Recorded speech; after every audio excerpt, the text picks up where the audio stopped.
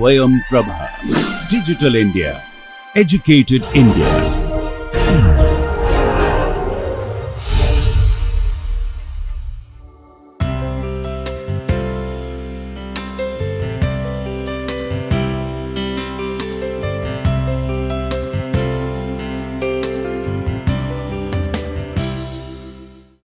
Good morning and welcome to the course Introduction to Interaction Design. So, in the previous session we had discussed the user interface design. In today's lecture we will be discussing the elements of user interface. So, now user interface is composed of several elements that help the user communicate with the interface.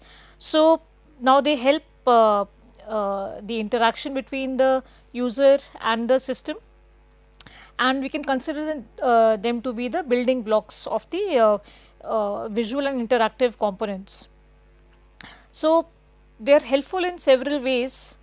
So, they allow us improve communication, they help us with the usability factor, and they allow us the affordance, like we discussed last time, that based on what they appear like, we know that what is to be done with them.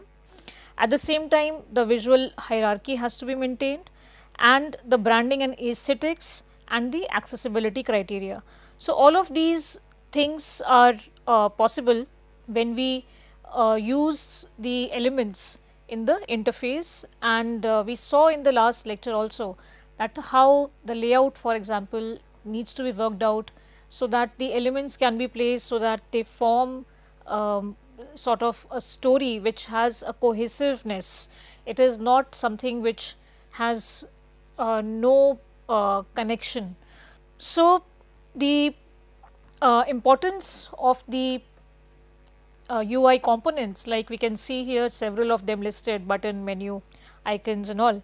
So, it lies in their ability to provide clear and intuitive input.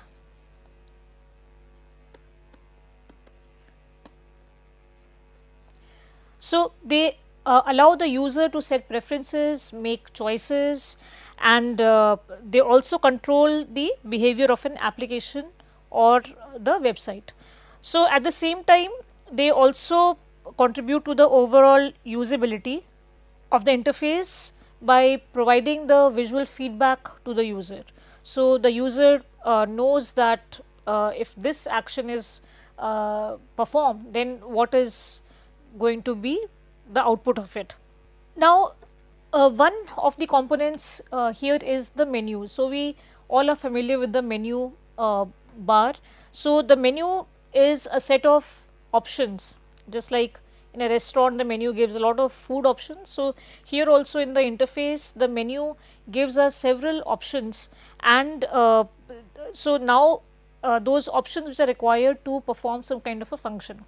So, for operating systems like Windows or the Mac operating system, so we have these in both, but how are they presented or how are they accessed? So, that might be slightly different. So, in speech recognition and on the websites also we see these menus, and so here we can see that how when we go to this menu, then we get several of these options. So, it guides the user in fulfilling a certain function. Now, there are several types of different menus. So, one is a pop-up menu. So, it is hidden until we right click, and then it provides us with the contextual options. Then the next is the graphical drop down menu. So, when we click on it, the item reveals the options that are there. Then we have the cascading menu, so which have sub menus and underneath them, so that we can choose the function closest to our requirement. Then we have pull down menus, so the items drop down when the menu title is clicked, and the moving bar menu where the users navigate options by moving a highlighted bar, and also the tear off menus, that can be moved within the window for the convenience of the user. So, these are the different types of menus that the interface can have, and as we discussed in the previous lecture, that there has to be something binding in the overall interface.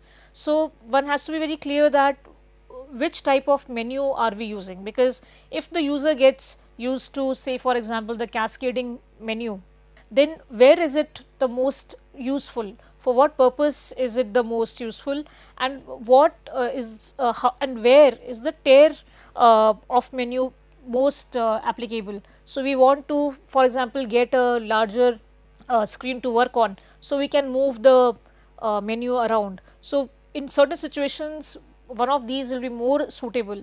So, we have to identify the application of that. So, now drop down lists, so they have 4 main items. So, one is the container box, then we have an arrow. So, we can see this is the container box, then we have the arrow which is here, and then list of items, and then a label. So, generally this particular type of interaction, this drop down allows one to choose only one option. So, this is very common when we are selecting the country or the state. So, then all these states appear alphabetically, and then we move down and select whatever state it is we want to choose.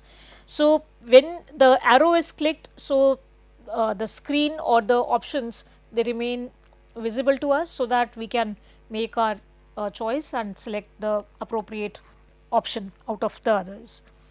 So, now buttons help us achieve the action. So, something needs to be pressed or pulled or dragged, some action has to happen, so that the user is able to interact more effectively and gets their work done. So, now there are different types of buttons in a interface. So, we have a call to action button. So, a call to action button is an interactive element of a user interface. So, that aims at encouraging the user to take a certain action. So, for example, we can see 3 examples on this screen here. So, in the first one, if you notice that this is for the lift application, and here we can see that the first topmost thing is enter mobile number and apply to drive. So, here if you see, apply to drive appears first and sign up appears second, but in this one here, sign up appears first and I have an account or login appears second. So, what could be the reason for this particular such difference in the way these two are appearing? So, why it is like that is that in the second one, which is the head space, so they are looking for more people to sign up. So, they probably do not have enough people already who are using this particular application. So, they are providing the sign up as the first option. So, the minute somebody lands on their application, they sign up, whereas the lift, they already have a substantial number of followers or users. So, where they will apply to drive directly. So, that is one slight you can see that how this slight variation in which button appears first really changes the way one interacts with it. Then here in the third one, we can see that how this particular application is providing some kind of an incentive, that you will get some points based on your purchase or whatever it may be, early bird check-in. So, it is another way of sort of enticing the user, and so a call to action button will expect the user to take some action. So, either sign up, apply to drive, or log in and earn some points.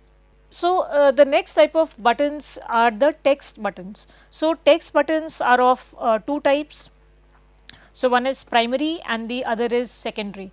Now, some of the functions that the primary buttons have is for, say, registering, or if we want the user to buy something, or say sending something, sending or pressing the send button. And the secondary buttons are usually used for cancelling or skipping, or another similar function, like say I want to decline something, so declining. So you may have noticed that whenever some ad pops in or something, then we either how the yes and skip buttons are placed. Sometimes the skip button is not visible. So, but because that is a secondary button, maybe the developer, the designer wants the user to spend time there and not skip immediately, because the information may be of use to the user. So, but there has to be certain difference between the primary button and the secondary button, so that we can differentiate and not click the incorrect button. So, next we come to the icons. So, icons are small graphical representations. Now, we are familiar with icons, that they represent something that we are familiar with. So, icons, we relate to them because either we already associate them with something existing, or over time we learn that this stands for this particular thing. So, for example, if you see this lock here, so this looks almost exactly like, of course it is not an image of it, but this resembles a lock. So, we know that what a lock looks like when it is locked and when it is unlocked. So, when it is locked, this will be complete, and when it is unlocked, this gap will be created, right. But for example, the red light that we see, the red, yellow and green, so that is something that we had to learn, that red stands for stop, orange stands for get ready, and green stands for go. And so now we have sort of incorporated that understanding into our life. So we associate red with red, and orange and green with stop, wait and go. So some of the things are learned, and some are something that we relate with. So for example, even the floppy sign, which is used for saving, to save something. So probably a lot of younger people have not even seen a floppy, but still we know that when we see that symbol, that particular icon, we know that we can save our things. Or for example, a simple this makes a person, or a simple heart shape talks about heart, right. So now there are 5 types of these icons. We can break them into 5 types. One is the resemblance icons, so which resemble something like the lock, this person or the heart. Then the reference icons, so they define an object or an action through an analogy, and they fall under the category of this reference icons.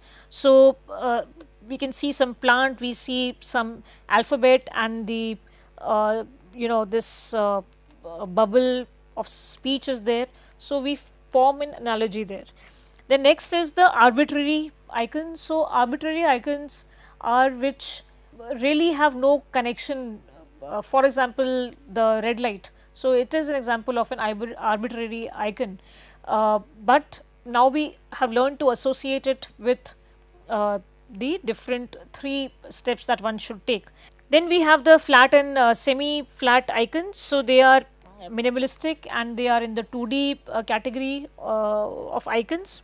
Then finally we have the skeuomorphic.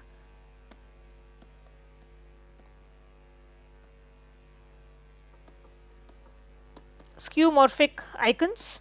So these are designed to provide a more natural and 3D effect on this interface, and they are the skeuomorphic icons. So maybe probably you can go back and just look around you the different icons and try to categorize them under these categories. So I will just write them here.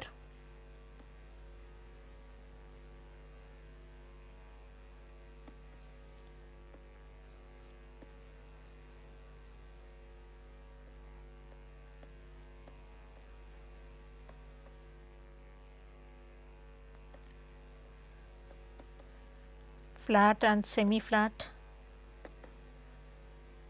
and fifth is the skeuomorphic. So, maybe you can just go back, take a look around some of the icons that you use on daily basis and try to categorize them under these.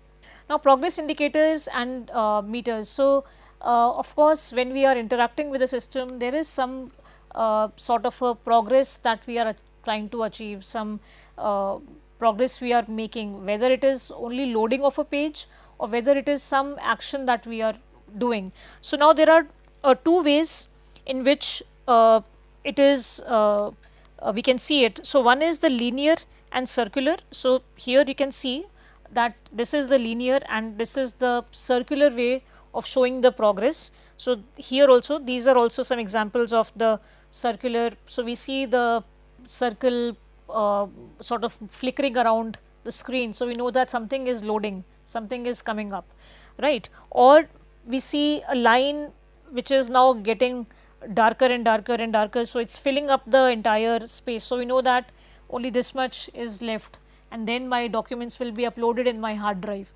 So, these are two broad ways in which we see the progress, and then the determinate and the indeterminate. So, this is the determinate here and the indeterminate. So, determinate it shows basically that for a process to complete, how long will it take. So, we have the start to finish. So, we know that we have to wait till this line reaches the finish. So, it is not an indefinite line which we do not know where will it stop. So, it tells the user that okay, so we can assume that 80% is done or 90 is done.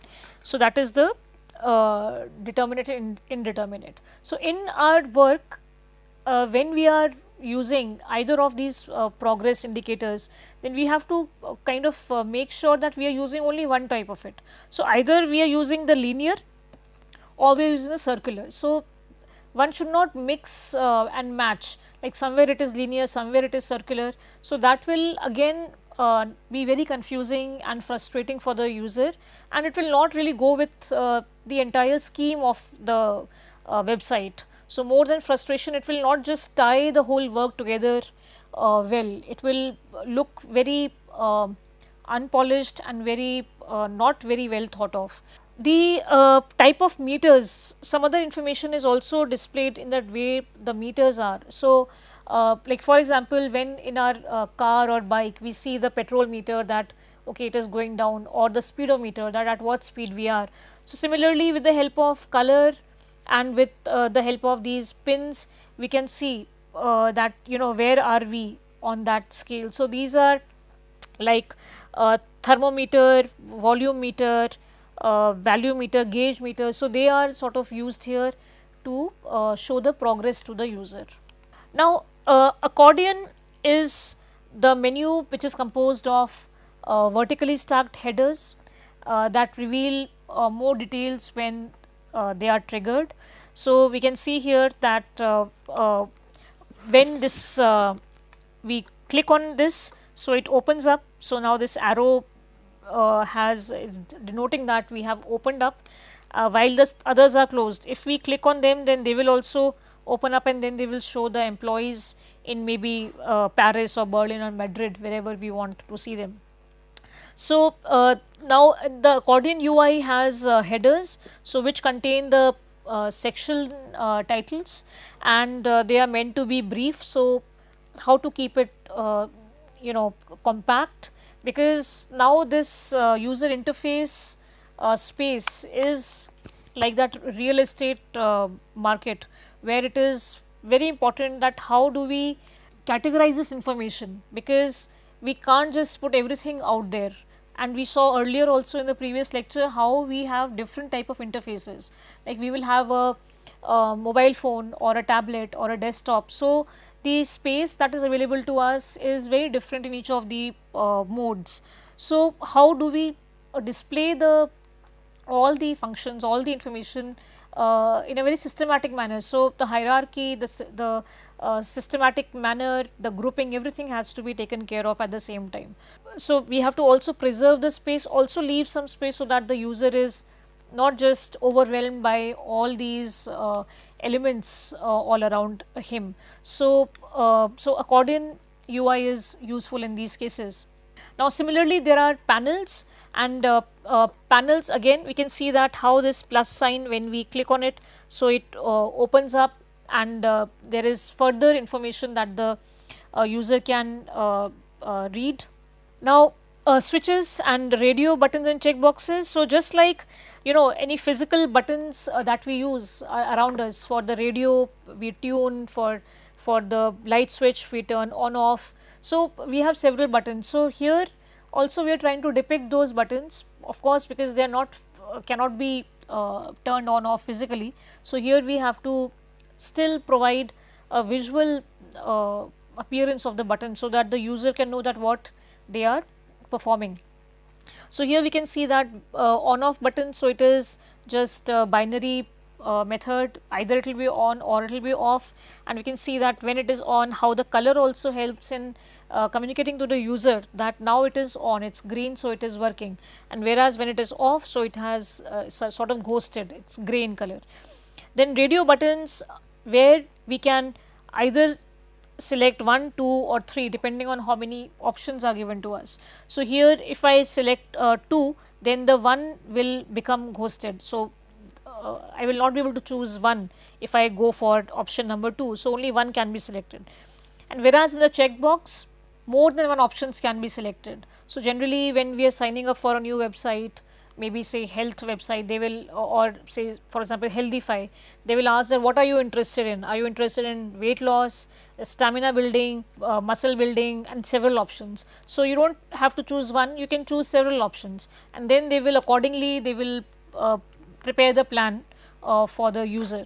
So now you can see that how we have started to associate also. When we see a checkbox, we know that we can fill in more options, or when we see the radio button, we know that we can only select 1 option.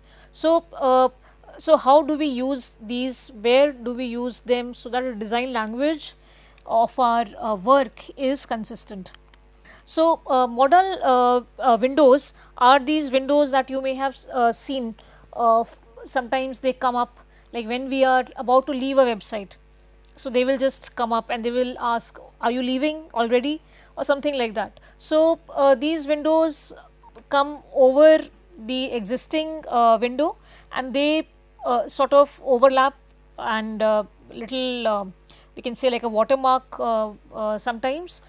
So they come up for some additional information, or we can say when we need the user's input, so or with some special offer here, or some other information that may not be there in the website. So they also come up at those certain times when they want the user to take benefit of certain, maybe discount or certain scheme or certain new arrival that the user may have missed. Now text fields, we can see here that they are used for smaller inputs like putting in our name, our email, password, and they have certain limitations. Like if it is say for a name, so we can use certain symbols here. In the password also certain symbols are acceptable, or if there are not, a special character has not been used, number has not been used, then it will show an error. It will remind the user that you have to use a special character and a number also. So so there are multi line text fields.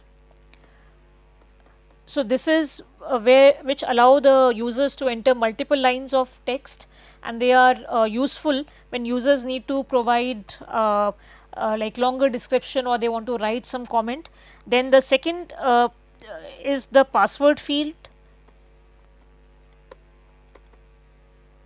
So they are similar to the multi-line text field, but the entered text that we enter, it is masked either with some of these stars or these dots, so that it is not visible to the other person.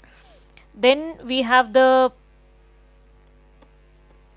numeric field, where if we try to add some alphabet, so it may show an error. It will say that this is not allowed, or wrong character. Then we have date and time.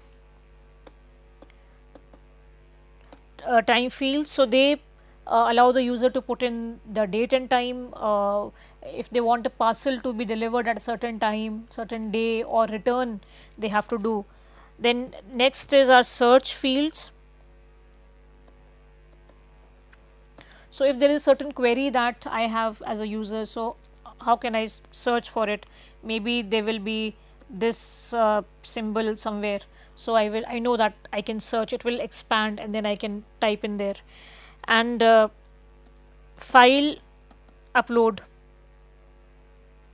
So when we want to upload some file from our computer, so a button appears, we have to press it, then it shows that how the file is being uploaded, and it shares that the file is uploaded. So these are some of the ways in which we enter the text. And finally the date picker.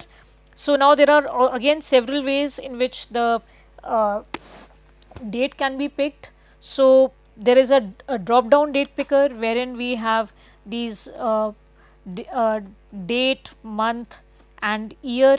So this drops down when we want to enter the date. So we can scroll through the years and select the right date for our birth, for example. Then we have the calendar pickup, like it is shown here, where the calendar opens up, and then we can select, we can go left or right depending on which year we are looking for, the month, and then we can select the date, for example. So then we have the range date picker. So here they allow us to pick a range. So for example, we are booking a ticket for our flight, then it shows us both the month calendars side by side. So now if I am selecting this as my outbound flight, then I can also select that when is it I want to return back. So these are some ways in which the date can be selected. So choosing the right date picker is also important, because again the design language of our website or application has to be consistent.